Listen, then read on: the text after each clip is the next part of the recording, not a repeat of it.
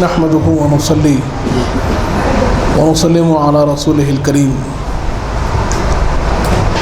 وعلى آله الطيبين الطاهرين وأصحابه الأكرمين أجمعين وعلى من تبعهم بإحسان إلى يوم الدين أما بعد. قال تعالى في شان حبيبه الكريم إن الله وملائكته يصلون على النبي يا أيها الذين آمنوا صلوا عليه وسلموا تسليما اللهم صل على سيدنا محمد وعلى آل سيدنا مولانا محمد وبارك وسلم. برادران عزیز، جیسے آپ سب سماعت فرما رہے ہیں، ہمارا جو سلسلہ جاری ہے، کل ہم نے جانا تھا کہ کیا اسباب ہوئے معرکہ کربلا کے، کیسے یزید کے بیعت پر جبر و اکراہ کیا گیا، اور کیسے مسجد نبوی شریف کے اندر، مدینہ پاک کے اندر کیسے امام ہمام کے لیے حالات کو تنگ سے تنگ کر دیا گیا. ہم نے جانا تھا کہ امام ہمام نے مکہ مکرمہ تشریف لے گئے، وہاں پر عبداللہ ابن زبیر رضی اللہ عنہ سے ملاقات ہوئی، اور پھر وہ حدیث پاک جہاں امام نے فرمایا کہ مجھے وہ حدیث پاک یاد آ رہی ہے کہ حضور پاک نے فرمایا کہ ایک دمبا یہاں ذبح ہوگا جس کی وجہ سے کعبے کی حرمت میں فرق آئے گا، اور میں وہ دمبا بننا نہیں چاہتا. ہم نے جانا کہ کوفہ میں کیسے اہل کوفہ نے خطوط کا ایک سلسلہ جاری رکھا، خطوط پر خطوط آنے لگے، خطوط پر خطوط آنے لگے، اور 150 خطوط تک امام کی بارگاہ میں موصول ہوئے، اور ان کا مطالبہ بڑھنے لگا کہ امام آپ ہمارے پاس آ جائیں گے. اہل کوفہ کی صداقت کو جاننے کے لیے امام حسین علیہ السلام، امام ہمام نے اپنے بھائی امام مسلم بن عقیل علیہ السلام کو کوفہ روانہ فرمایا. امام مسلم جب کوفہ نکلے تو اپنے 2 شہزادوں کے ساتھ، جو چھوٹے شہزادے تھے، آپ ان کو ساتھ لیے ہوئے کوفہ کی طرف رواں دواں ہوئے. کوفہ میں آپ نے لوگوں سے ملاقات کی، اور جوخ در جوخ ہزاروں کی تعداد میں، ایک روایت کے مطابق 12,000، ایک اور روایت کے مطابق 40,000 تک لوگ آپ کے ہاتھ پر بیٹھ گئے. لوگ آپ کے پاس، آپ کے لیے، آپ کی محبت میں جمع ہو گئے. اور ہم نے جانا تھا کہ کچھ لوگ وہاں، کیونکہ نعمان بن بشیر جو صحابی رسول ہے رضی اللہ عنہ، وہ گورنر تھے کوفہ کے. انہوں نے جب لوگوں کے اس انداز کو دیکھا اور امام مسلم کے ہاتھ پر لوگوں کے بیعت کرنے کو دیکھا، تو انہوں نے ایک بات ضرور کہی کہ یہ جو منشا، یہ جو کام آپ کر رہے ہیں، یہ یزید کو ناراض کرنے والا کام ہے. لیکن جب لوگوں نے ان کی بات کو نہیں مانا تو انہوں نے بھی خاموشی اختیار کر لی، کیونکہ صحابی رسول تھے اور اہل بیت اطہار کی محبت کو جانتے تھے، سمجھتے تھے. جب لوگ جڑنے لگے تو وہاں کچھ یزید کے چاہنے والے بھی تھے. اس میں سے ایک شخص اٹھا اور نعمان بن بشیر پر خوب لعن طعن کی، آپ کے ساتھ ترش روی اور سخت الفاظ سے گفتگو کی.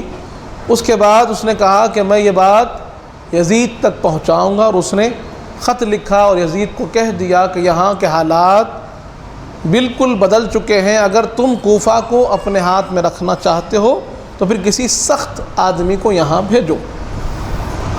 یہ خبر یزید کے پاس پہنچی. یزید نے اپنے مشیروں سے مشورہ کیا، اور لوگوں نے اس کو مشورہ دیا کہ عبید اللہ بن زیاد کو وہاں بھیجا جائے، کیونکہ یہ بڑا سخت اور ظالم مزاج شخص ہے.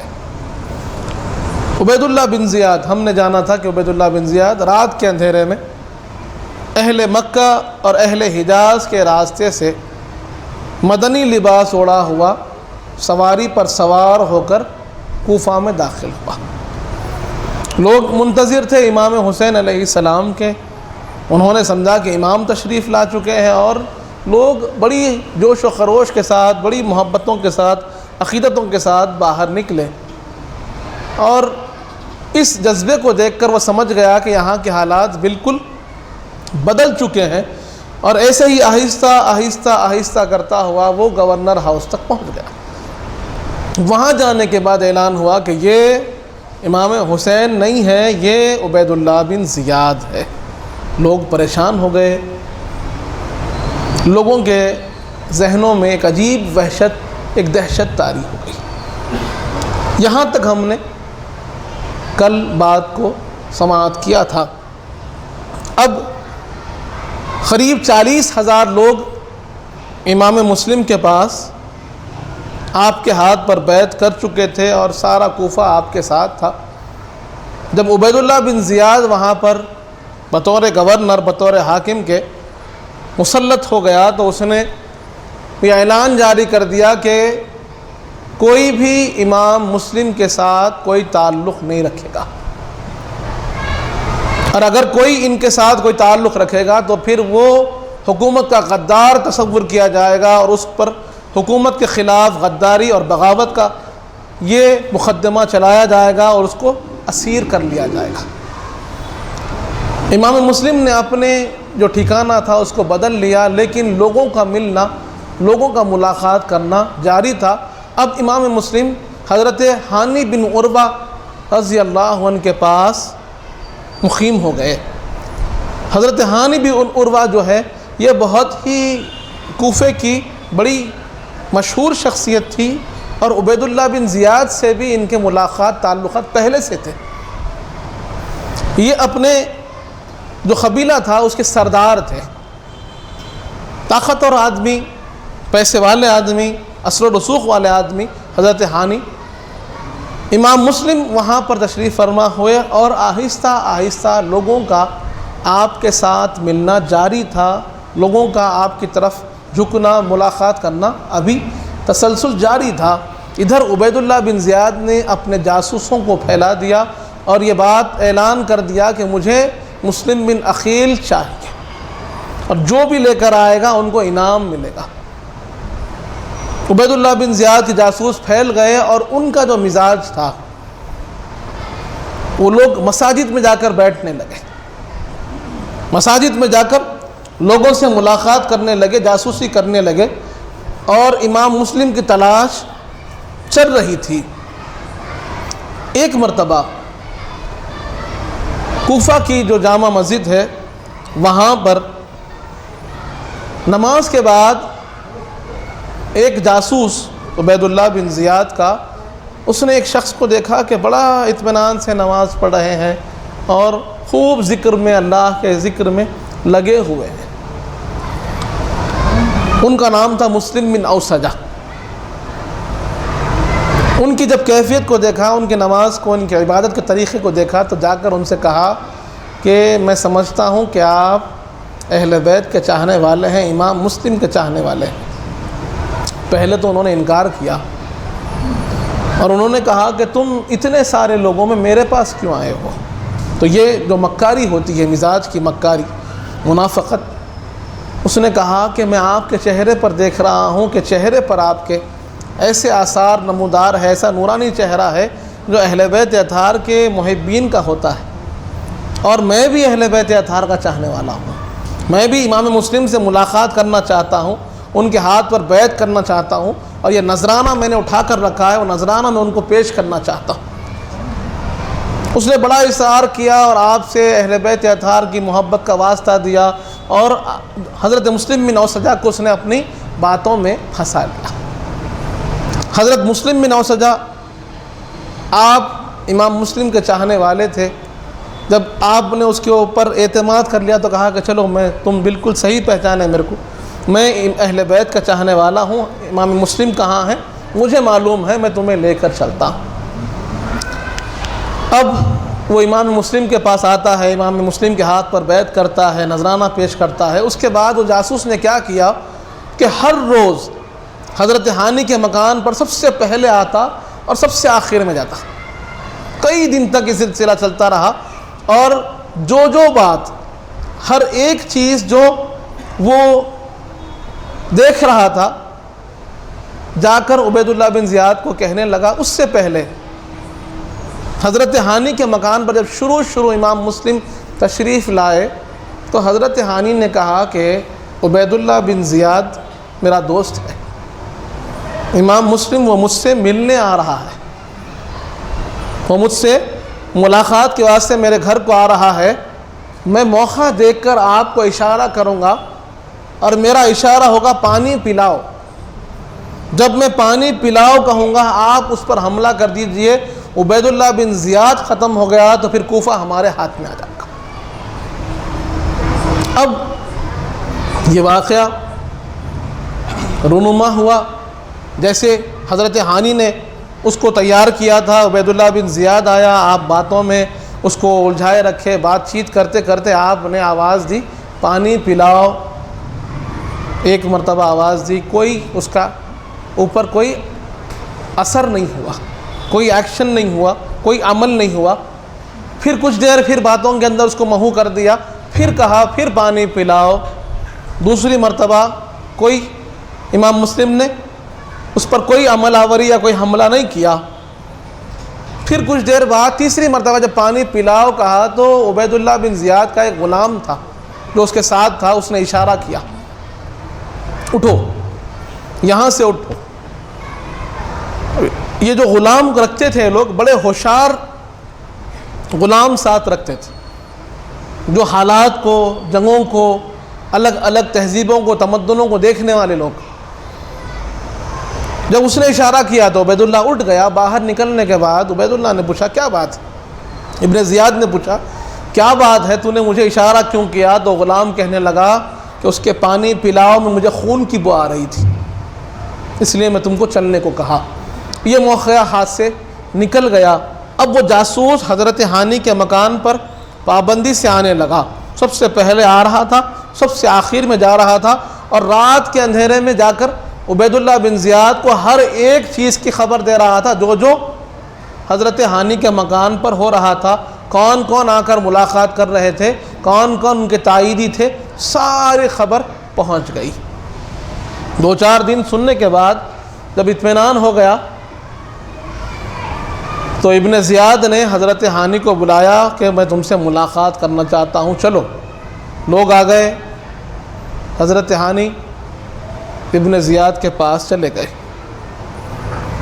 جا کر گورنر ہاؤس میں جب حضرت ہانی بن عروہ نے ابن زیاد کو سلام کیا، دوست تھا لیکن اس نے سلام کا جواب نہیں دیا،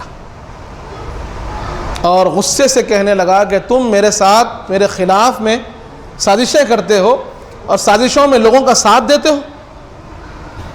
حضرت ہانی نے انکار کیا تو اس جاسوس کو سامنے کھڑا کر دیا، دیکھے کہ عینی شاہد سامنے ہے، چشمدید گواہ سامنے ہے، تو آپ کچھ نہیں کہہ سکے۔ آپ نے کہا کہ دیکھو زیاد، تم کو جھوٹ نہیں بولتا ابن زیاد، بات یہ ہے کہ وہ میرے گھر آ گئے، دستک دی اور میرے گھر آ گئے تو میں ان کا انکار نہیں کر سکا، وہ آل رسول ہیں، رسول پاک کے شہزادے ہیں، حضور کے بھتیجے ہیں، اس لیے میں نے ان کو استقبال کیا، مہمان نوازی کی، میں ان کو بلایا نہیں تھا، وہ میرے پاس آ گئے تو میں ان کا انکار نہیں کر سکا۔ آپ مجھے موقع دو، میں جا کر جو ہے ان کو اپنے گھر سے جانے کے لیے کہتا ہوں۔ یہ حضرت ہانی نے کوشش کی تاکہ کچھ وقت مل جائے اور حضرت مسلم کو وہاں سے بھیج سکے، لیکن ابن زیاد ان کی بات کو مانا نہیں، بلکہ برخلاف اس کے اٹھا اور ایک لٹ لے کر ان کے سر پر مارا، خوب پیٹنے لگا، حضرت ہانی کو پیٹنے لگا۔ اور جب آپ نے دیکھا کہ اس کا انداز، اس کا رویہ صحیح نہیں ہے تو اس کے غلام کے پاس کی تلوار پر آپ نے ہاتھ ڈالا تاکہ میں ہی کام تمام کروں، لیکن غلام نے تلوار کا ہاتھ چھڑا دیا۔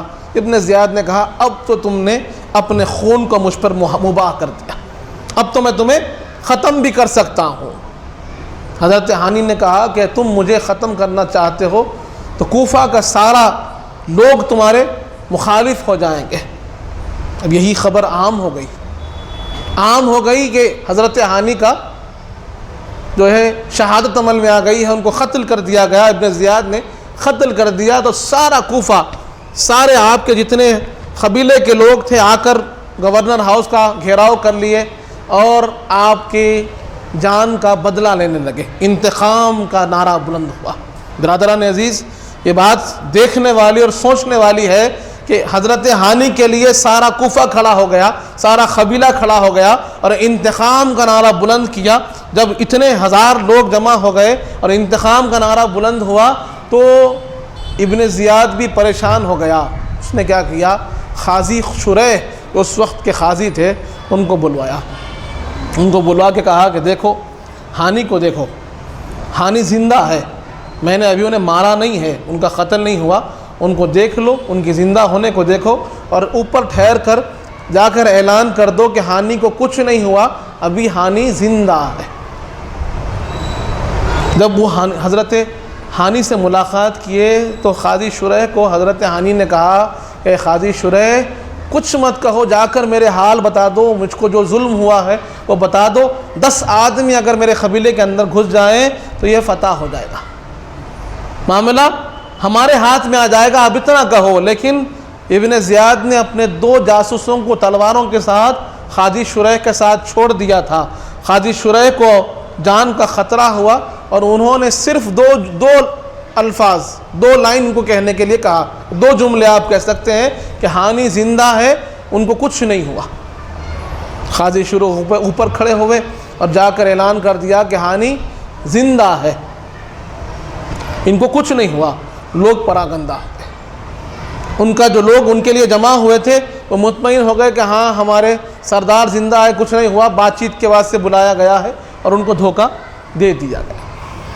دوسری طرف امام مسلم کو معلوم ہوا کہ حضرت ہانی کو گرفتار کر لیا ہے، تو آپ کے ساتھ آپ نے اپنے لشکر کو تیار کیا، ہزاروں کا لشکر تھا، ساتھ تیار کر کے آپ نے گورنر ہاؤس کا آپ نے گھیراؤ کر لیا اور آپ نے بات چیت کرنی چاہیے۔ یہاں پر جو آپ نے وقت دیا کہ آپ نے ڈائریکٹ حملہ نہیں کیا بلکہ بات چیت کے لیے کچھ وقت دیا۔ اس وقت میں جو ابن زیاد نے اپنے پاس پہلے سے قبیلوں کے سرداروں کو جمع کر رکھا تھا، قید کر رکھا تھا، ان تمام سرداروں کو اس نے زبردستی کی اور جا کر کہا کہ اعلان کر دو کہ سارے قبیلے والے امام مسلم سے دور ہو جائیں، ان کا ساتھ نہ دیں، ورنہ ایک ایک کو پکڑ کر یزید ان کے بچوں کو ختم کر دے گا، ان کے مال لوٹ لیے جائیں گے، ان کی اولاد یتیم کر دی جائے گی۔ اس طریقے سے دھمکایا گیا اور سارے قبیلے والے ڈر گئے اور انہوں نے اپنے اپنے قبیلے والوں کو کہا کہ امام مسلم کا ساتھ چھوڑ دو۔ اب یہاں سوچنے والی بات ہے، حضور پاک کے شہزادے ہیں، مولا علی کے بھتیجے ہیں، مسجد کوفہ میں نماز کے لیے کھڑے ہوتے ہیں، ظہر کی نماز کو کھڑے ہوئے، 12,000 کا لشکر آپ کے ساتھ ہے پیچھے، ظہر سے عصر ہوئی تو وہ لشکر 1,000 ہو گیا، عصر سے مغرب ہوئی تو 500 ہوا اور مغرب کا آپ نے سلام پھیرا تو امام مسلم تنے تنہا رہ گئے۔ یہ بزدلی ہے، یہ دنیا طلبی ہے، یہ اپنی جان کے لیے، اپنی اولاد کے لیے جو ڈرنا تھا، اپنے مال کے لیے جو خوف تھا کہ اس کے لیے امام مسلم کا ساتھ چھوڑ دیا۔ امام مسلم تنے تنہا اب کوفہ کے راستوں میں نکلتے ہیں تو دیکھتے کیا ہے کہ سارے مسافر خانے بند ہیں، کوئی آپ کو پناہ دینے کو تیار نہیں، کوئی آپ کا ساتھ دینے کو تیار نہیں، سب خاموش ہیں۔ سارے قبیلے والے اپنے سرداروں کے ڈرانوں پر بالکل خاموش ہو گئے۔ آپ چلتے چلتے جب تھک گئے تو ایک مکان کے سامنے جا کر بیٹھ گئے۔ وہ مکان ایک خاتون کا تھا جس کا نام توعہ آتا ہے، روایات میں نام توعہ ملتا ہے، جو ایک آزاد کردہ باندی تھی۔ اس کا ایک بیٹا تھا جس کا نام آتا ہے بلال۔ جب دروازے کے سامنے بیٹھے تو امام مسلم نے، وہ خاتون باہر نکل کر آئی، پوچھا کیا بات ہے؟ امام مسلم نے کہا کہ مجھے پانی پلا دیں۔ وہ خاتون اندر جاتی ہے، پانی لا کر پیش کرتی، آپ پانی پی لیے۔ پانی پینے کے بعد وہیں پر بیٹھے رہے، کچھ دیر گزر گئی، وہیں بیٹھے رہے۔ خاتون تھوڑا سا پریشان ہو گئی اور کہا کہ بابا آپ نے پانی پی لیا، آپ تشریف لے کر جائیے آپ کے گھر کو، آپ یہاں کیوں تشریف رکھتے ہیں؟ امام مسلم نے کہا کہ کہاں جاؤں، یہاں پر میرا کوئی گھر نہیں ہے، میرا کوئی ٹھکانہ نہیں ہے، یہ کوفہ والوں نے ہمیں بلایا ہے، انہوں نے ہمیں دعوت دے کر بلایا تھا، لیکن ابن زیاد کے ڈرانے پر انہوں نے ہمارا ساتھ چھوڑ دیا۔ اس نے کہا کہ آپ کون ہیں؟ امام مسلم نے اپنا تعارف دیا کہ میرا نام مسلم بن عقیل ہے، میں حضرت عقیل کا بیٹا ہوں، حضور کا بھتیجا ہوں۔ اس کے دل میں ایمان تھا، وہ خاتون کے دل میں ایمان تھا، اس نے آپ کا استقبال کیا، گھر میں بلایا، اپنے خاص کمرے میں وہاں پر فرش بچھایا، آپ کو بٹھایا اور کھانا پیش کیا۔ امام مسلم نے کھانا تناول نہیں فرمایا اور اس کو دعائیں دی، اس خاتون کو دعائیں دی۔ اس کا ایک بیٹا تھا جس کا نام آتا ہے بلال۔ ادھر معاملہ یہ ہوا کہ امام مسلم کا ساتھ چھوڑ دیا گیا، سارے لوگ آپ کے ساتھ چھوڑ دیے۔ ادھر ابن زیاد نے اعلان کر دیا کہ جو کوئی حضرت امام مسلم کی خبر لائے گا اس کو میں انعام دوں گا، بہت بڑا انعام دوں گا۔ اب جاسوس نکل گئے ہیں۔ بات کیا ہوئی؟ اس کا بیٹا بلال رات کو جب واپس لوٹا تو یہ اس کا بیٹے کا مزاج آوارہ مزاج کا تھا، آوارہ مزاج اوباش قسم کا بچہ تھا۔ رات کو واپس آیا تو دیکھتا کیا ہے کہ ماں اندر کے کمرے میں، خاص کمرے میں جا رہی ہے، آ رہی ہے، جا رہی ہے، آ رہی ہے۔ بات کیا ہے؟ اس نے اپنی ماں سے پوچھا کہ بات کیا ہے، یہ اندر جانا آنا، اس کی وجہ کیا ہے؟ تو اس پر پہلے تو وہ جو خاتون تھی اس نے انکار کیا کہ بات نہیں سمجھائی، بات چھپانی چاہی، لیکن اس نے بہت زیادہ اصرار کیا، بیٹے نے بہت زیادہ زبردستی کی۔ اس نے کہا کہ تجھے قسم ہے، میں تجھ سے وعدہ لیتی ہوں کسی کو بولنا نہیں۔ اس نے کہا کہ ہاں میں وعدہ لیتا ہوں، میں قسم کھاتا ہوں، میں کسی کو نہیں بولوں گا۔ عہد و پیمان کے بعد اس نے کہا کہ جو مسلم بن عقیل تشریف لائے ہیں نا مدینے سے، مدینے والے جو ہیں، ہاں ہاں کہاں ہے؟ اس نے کہا کہ ہمارے پاس ہے۔ یہ بچے کو جیسے یہ خبر ملی رات بھر تو خاموش رہا، بے چین و بے قرار رہا۔ صبح اٹھا تو محمد بن اشعث کے بیٹے کے پاس گیا۔ محمد بن اشعث یہ ابن زیاد کا رائٹ ہینڈ تھا، اس کے بیٹے سے اس کی ملاقات تھی۔ دوڑتا ہوا ابن اشعث کے پاس گیا اور وہ اپنے باپ کے پاس لے جا کر ملاقات کرایا۔ تو ابن زیاد نے کہا کہ محمد بن اشعث جاؤ، تم ہی لے کر جاؤ، ایک دستے کو لے جاؤ اور لے جا کر مسلم بن عقیل کو گرفتار کر لے کر آؤ۔ امام مسلم آرام کر رہے تھے، تبھی آپ نے گھوڑوں کی ٹاپوں کی آواز سنی۔ آپ فوراً اپنی تلوار لیے اٹھ کھڑے ہوئے۔ اس خاتون نے کہا کہ امام ہم آرام کیجئے، کیا بات ہے؟ آپ نے کہا کہ نہیں، لشکر آ رہا ہے، ان کو پتہ چل چکا ہے، ان کو پتہ چل چکا ہے۔ لیکن امام نے کہا کہ نہیں، آپ آرام کیجئے۔ خاتون کی بات نہیں سنے اور آپ باہر نکل گئے۔ آپ نے دیکھا کہ ایک دستہ محمد بن اشعث کی اگوائی میں امام مسلم کے سامنے آ کر کھڑا ہو گیا۔ گھر ہی میں حملہ ہو گیا۔ آپ گھر کے باہر نکلنا ہی چاہتے تھے کہ حملہ کر دیا گیا۔ آپ نے اس طریقے سے مقابلہ کیا کہ ساروں کو باہر ڈھکل دیا۔ پھر حملہ ہوتا ہے، پھر آپ لوگوں کو باہر کرتے ہیں۔ 2 مرتبہ ایسا ہوا، انہوں نے دیکھا کہ ان پر ہم قابو نہیں پا رہے ہیں تو اوپر چڑھ گئے، چڑھ کر اوپر سے گھر کے اندر آگ کے بمبوؤں پر آگ لگا کر پھینکنے لگے۔ جب ان کی اس بجھے اور خاتون کے گھر کو جلتا ہوا دیکھا تو امام مسلم باہر نکل کر آ گئے۔ امام مسلم باہر نکل کر آ گئے اور آ کر آپ نے ایسا مقابلہ کیا کہ کوئی ایک یزیدی، ایک ابن زیاد والا، کوئی بھی لشکری آپ کے سامنے ٹک نہیں پا رہا تھا۔ جو سامنے آپ کی تلوار کی زد میں آتا کٹ جاتا، 2 ٹکڑے ہو جاتا۔ اب معاملہ ایسے ہی چل رہا، ایک کے بعد دیگر، ایک کے بعد دیگر کٹنے لگے۔ انہوں نے کہا کہ نہیں، ان کو گھیر لو، گھیر کر پتھراؤ کرو، پتھر مارنے لگے، لیکن آپ پر کوئی اثر نہیں ہوتا۔ زخمی ضرور ہوئے لیکن آپ کی تلوار چھوٹ نہیں پا رہی تھی، آپ کا مقابلہ ہو نہیں پا رہا تھا۔ اب کرے تو کیا کریں؟ یہی محمد بن اشعث ہے۔ اس نے کہا کہ نہیں، ان کو ہم تلوار کے زور پر تو قابو میں نہیں لا سکتے، کیا کریں؟ اس نے کہا کہ سنو میں آپ کو امان دیتا ہوں۔ امام مسلم نے کہا کہ میں تمہارے امان کو قبول نہیں کرتا، تم لوگ دھوکے باز ہو۔ تو اس نے کہا کہ نہیں، یہ طریقہ عرب ہے، میں آپ کو قسم کھا کر کہتا ہوں کہ میں آپ کو امان دیتا ہوں۔ تو سارے کے سارے جتنے اس کے ساتھ تھے سب کہنے لگے کہ امان ہے، امان ہے، امان ہے۔ امام مسلم نے عرب کے طریقے کے اعتبار سے یہی طریقہ تھا کہ جب امان کا اعلان ہو جائے تو پھر تلوار نہیں چلائی جاتی۔ آپ نے تلوار کو روک لیا۔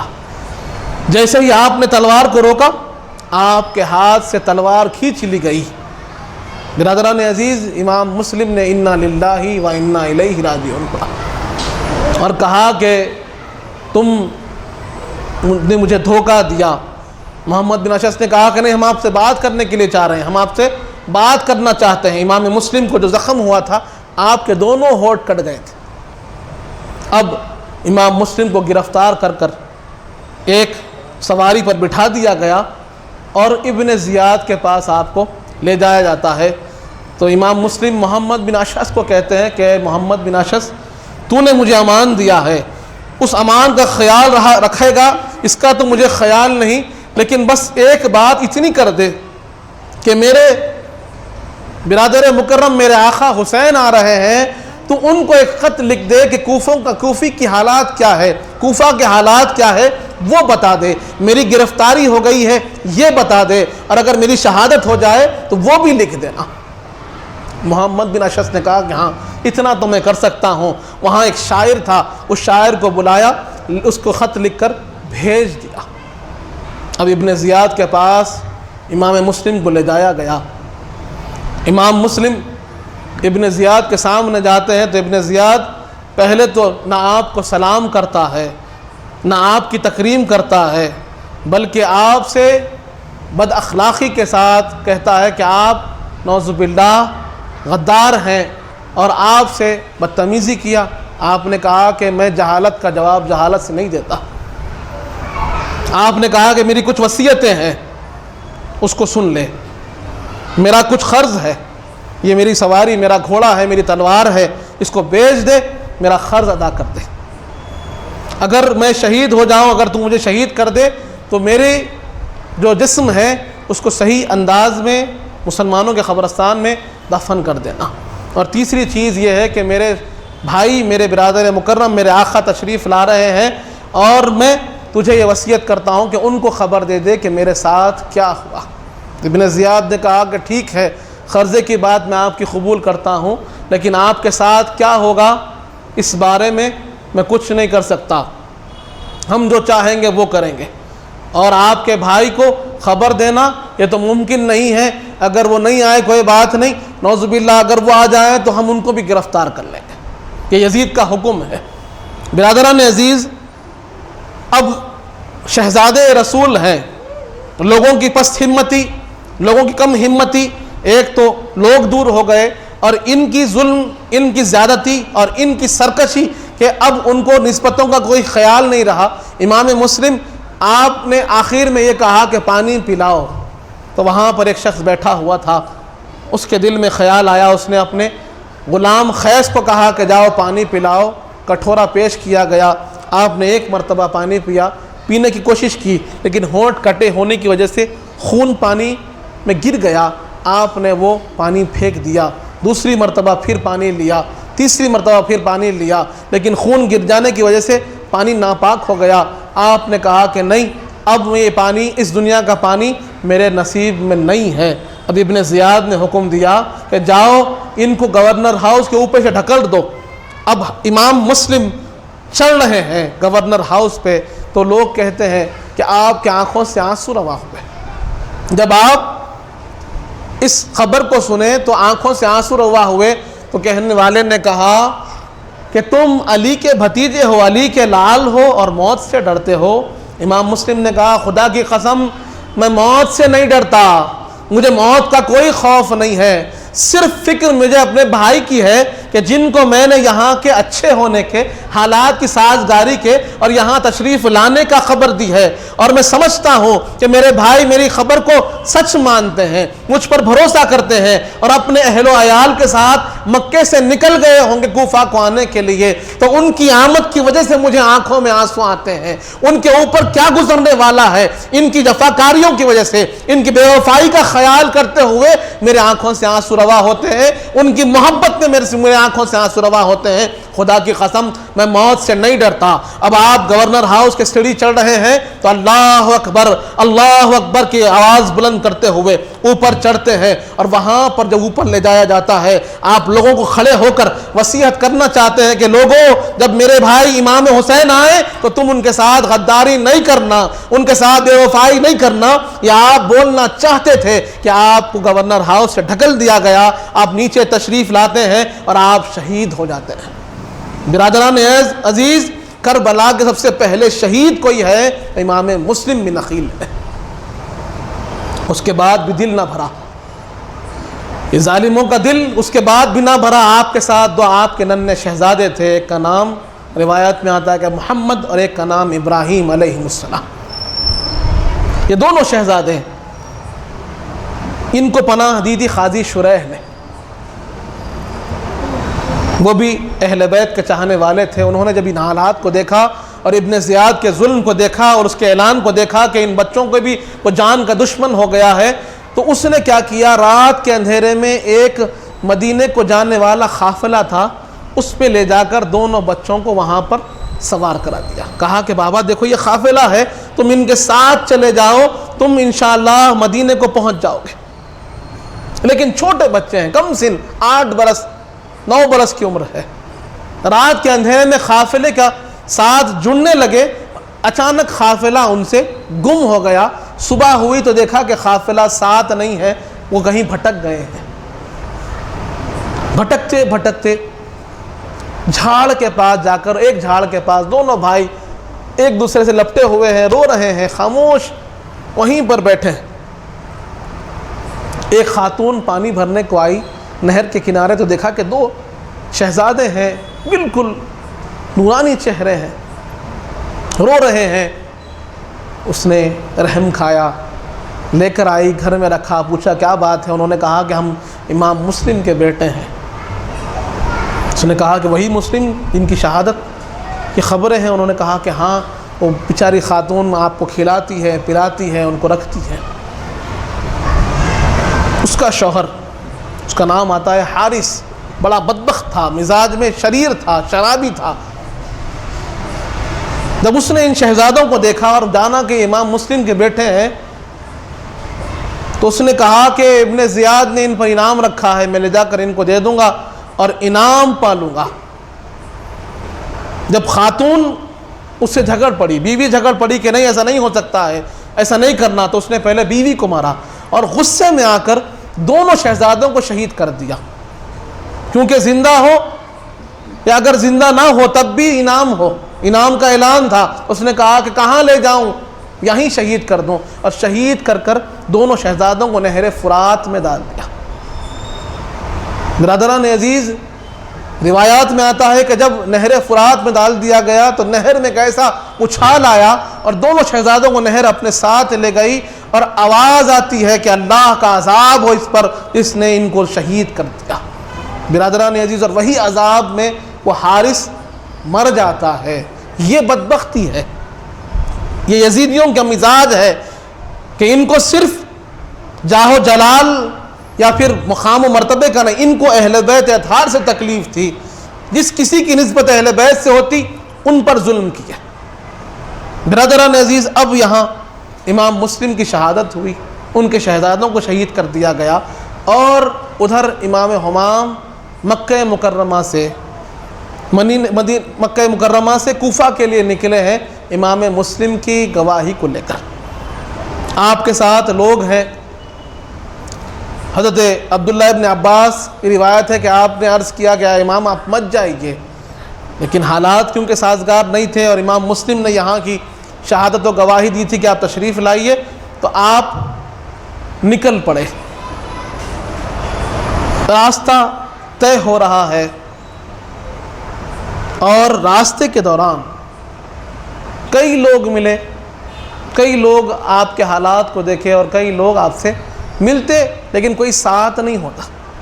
وہی قافلہ جو مدینہ پاک سے نکلا تھا وہی مکے کو گئے، وہی مکے سے پھر کوفہ کی طرف نکلے۔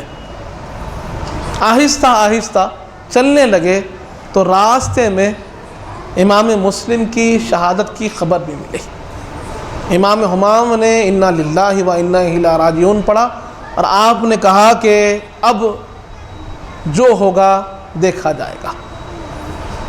یہاں سے جب امام کا قافلہ چل رہا تھا، راستے میں آپ کے قافلے والوں میں ایک تکبیر بلند کی کہ اللہ اکبر اللہ اکبر۔ اور عرب کا طریقہ ہوتا تھا کہ جب کبھی کھجور کے درخت دیکھتے، کھجور کے جھاڑ دیکھتے تو تکبیر بلند کرتے۔ اب تکبیر بلند ہوئی تو امام نے کہا کہ نہیں، یہاں کھجور کا درخت نہیں ہو سکتے، کیونکہ میں اس حصے ارض کو بڑا اچھے سے جانتا ہوں، یہاں پر کھجور کے درخت نہیں ہے، میں سمجھتا ہوں کہ فوج آ رہی ہے، تم تیاری کر لو اور پہاڑ کو اپنی پیٹھ بنا لو، زنانے کو پیچھے کر لو، جوان آگے آ جاؤ اور صف بنا لو۔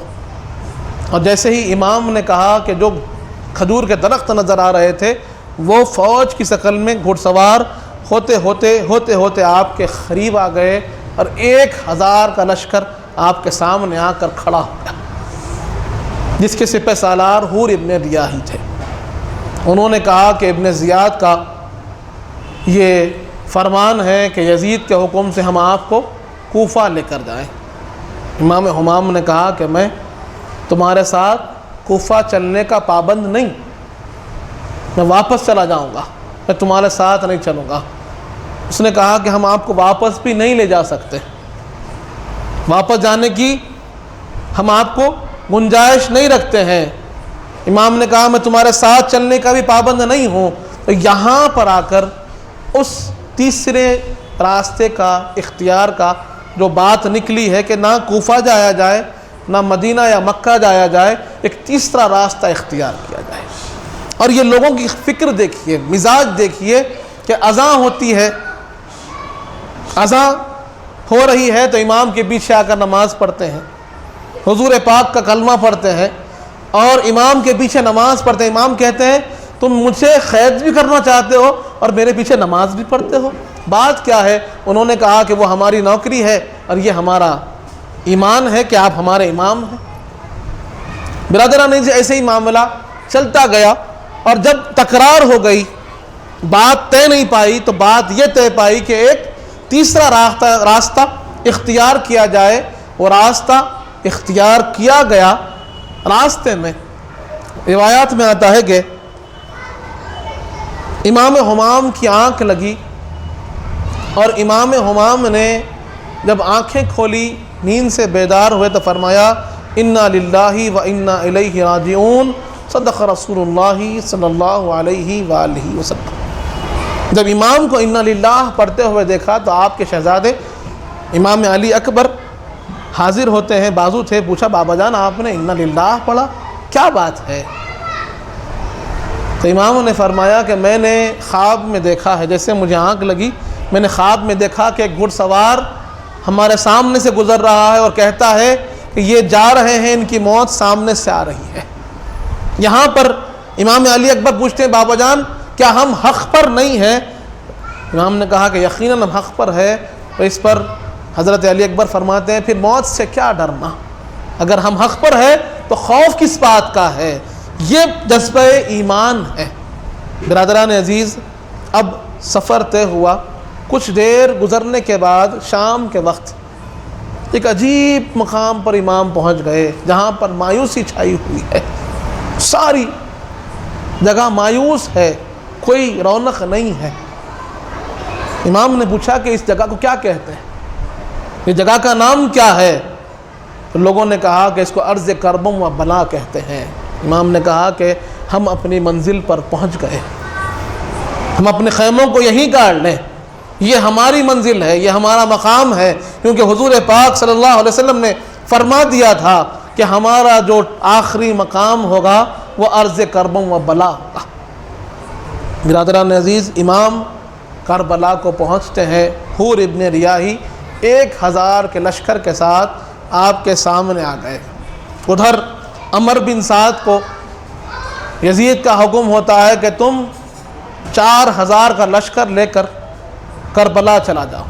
عمر بن سعد نے کہا کہ مجھے کربلا کیوں بھیجتے ہو، مجھے کہیں اور بھیجو، میں امام کی جو ہے مقابلہ نہیں کرنا چاہتا۔ لیکن اس کو بھی کہا گیا کہ اگر تجھے سلطنت رے چاہیے تو تجھے مقابلہ کرنا ہوگا۔ اس طریقے سے کربلا کے حالات سارے رونما ہوئے۔ یہ امام ہمام کے کربلا پہنچنے تک کا واقعہ۔